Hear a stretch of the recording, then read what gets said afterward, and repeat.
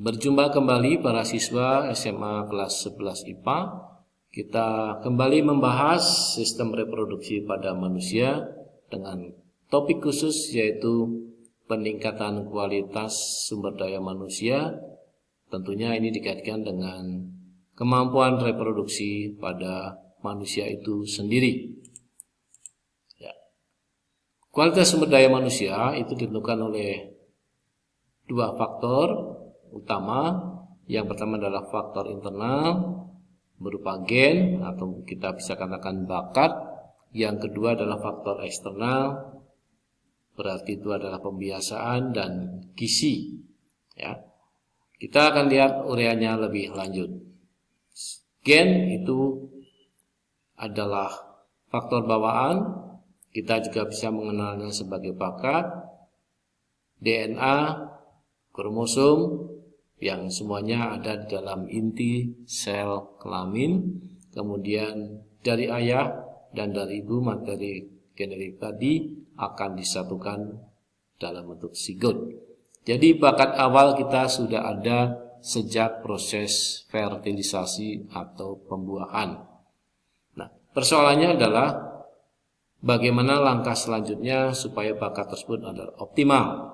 Maka apa yang dikonsumsi, ditelan, dimakan oleh sang ibu itu nanti juga akan diterima oleh janin dan itu bisa mempengaruhi kualitas dari bayi yang dilahirkan. Satu kutipan dari seorang ahli saraf bernama David Perlmutter MD dalam Reader Digest mengatakan bahwa sel otak selama masih dalam kandungan itu mengalami pertumbuhan 250.000 sel otak baru per menitnya. Silakan bisa dicek lagi lebih jauh pada majalah tersebut pada tanggal 19 April 2018. Ya. Sumber pertama asupan dari gizi anak itu berasal dari air susu ibu pada periode laktasi. Jadi setelah lahir kualitas bayi masih bisa diperbaiki lewat ASI. Tentunya di dalam ASI mengandung semua zat gizi yang dibutuhkan oleh bayi. Kemudian kualitas ASI berbanding lurus atau sebanding dengan konsumsi gizi ibunya. Sekali lagi, kalau ibunya mengkonsumsi yang baik, maka gizi yang diterima bayi juga yang baik pula. Yang ketiga, ASI sendiri memiliki keunggulan karena pada ASI perdana mengandung kolostrum yang berperan menjaga imunitas bayi. Kemudian ASI eksklusif ini diharapkan bisa diberikan selama 4 bulan, tidak perlu tambahan makanan pengganti ASI. Produksi ASI itu dipengaruhi oleh dua hormon, yaitu prolaktin untuk proses produksinya dan oksitosin adalah proses pengeluarannya. Nah, di bawah ini kita tampilkan anatomi kelenjar payudara atau glandula mamae. Di situ ada dinding dada, ya. Ada otot, ada tulang rusuk.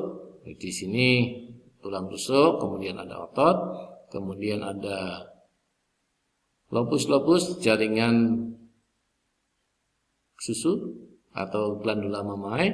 Kemudian ini adalah lemak, jaringan lemak. Ya. Kemudian ini puting susu di mana bayi nanti akan memperoleh ASI dari pihak ibunya.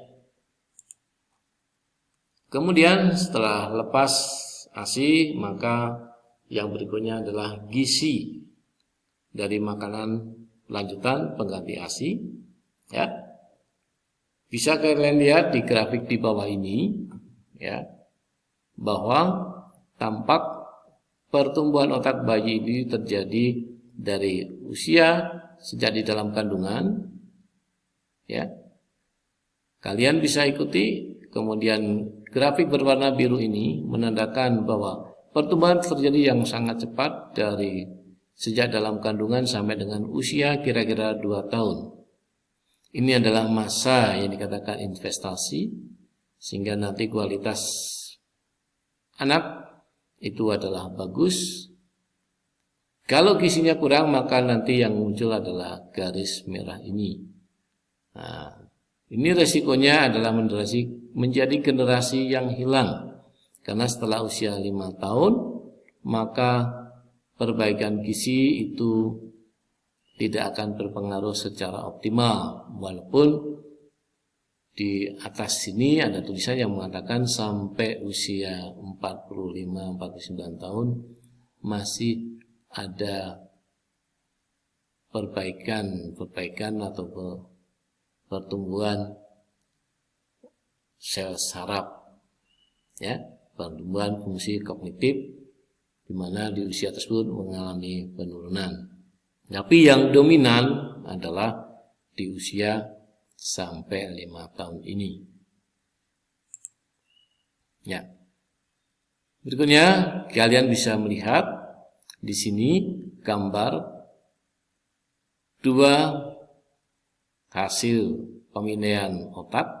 Dari yang sebelah kiri ini adalah volume otak dari generasi yang kekurangan gizi, dan sebelah kanan adalah yang gizinya memadai.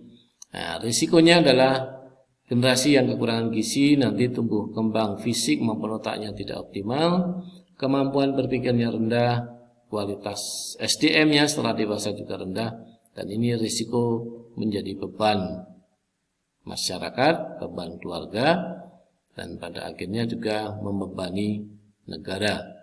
Sedangkan apabila gizinya cukup, sehat, maka fisik maupun otaknya akan berkembang secara optimal, menjadi anak yang cerdas dan produktif.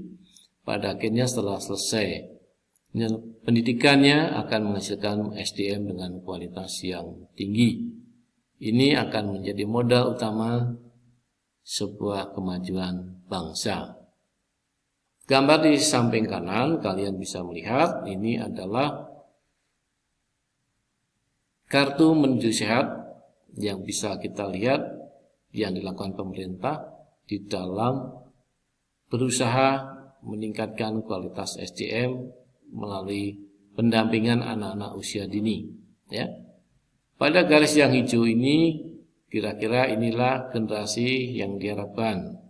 Ya, dia tumbuh optimal sampai dengan batas kuning yang di atas, sedangkan yang di bawah ini adalah batas minimalnya.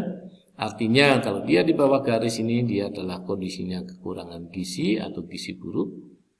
Itu yang perlu diperbaiki untuk menghasilkan sumber daya manusia yang berkualitas. Ya, cara yang kedua itu adalah melalui keluarga berencana. Ya, keluarga berencana ini adalah suatu gerakan untuk membentuk keluarga yang sehat dan sejahtera. Di sini dengan membatasi kelahiran atau dengan kehamilan yang direncanakan. Ada beberapa cara untuk keluarga berencana ini. Nah, cara pertama atau metode pertama dikatakan alami, dan yang kedua adalah metode buatan. Beberapa cara alami misalkan dengan sistem kalender, pengukuran suhu tubuh, pengecekan Lender serviks, kemudian penggunaan ASI eksklusif maupun dengan yang dinamakan coitus interruptus, yaitu mengeluarkan alat kelamin pria sebelum terjadi pelepasan sperma. Yang kedua adalah dengan metode buatan. Ini bisa dilakukan pada pria dan wanita. Pada wanita diantaranya misalnya adalah injeksi atau suntik, pemberian pil, kemudian susuk atau implan yang semuanya itu berisi hormon. Kemudian yang kedua adalah tubektomi, yaitu pemutusan saluran indung telur dan penggunaan diafragma atau yang sering disebut sebagai kondom wanita. Kemudian pada pria sejauh ini adalah penggunaan kondom dan Vasektomi itu pengikatan atau pemutusan vas deferens. Nah, ini beberapa alat kontrasepsi yang diproduksi oleh pemerintah untuk mendukung program KB. Penggunaannya tentunya harus menggunakan pendampingan dari tenaga medis yang profesional. Demikian tayangan tentang sistem reproduksi, khususnya berkaitan dengan peningkatan kualitas sumber daya manusia. Semoga bermanfaat. Materi yang disampaikan mungkin singkat, kalian bisa memperdalam dengan membaca sumber-sumber yang lain atau membaca buku cetak. Sekali lagi jangan lupa untuk like, comment, share, and subscribe supaya dihasilkan tayangan-tayangan berikutnya yang lebih berkualitas dan mendukung pembelajaran kalian. Tetap di rumah, jaga kesehatan, dan Tuhan memberkati kita. Terima kasih.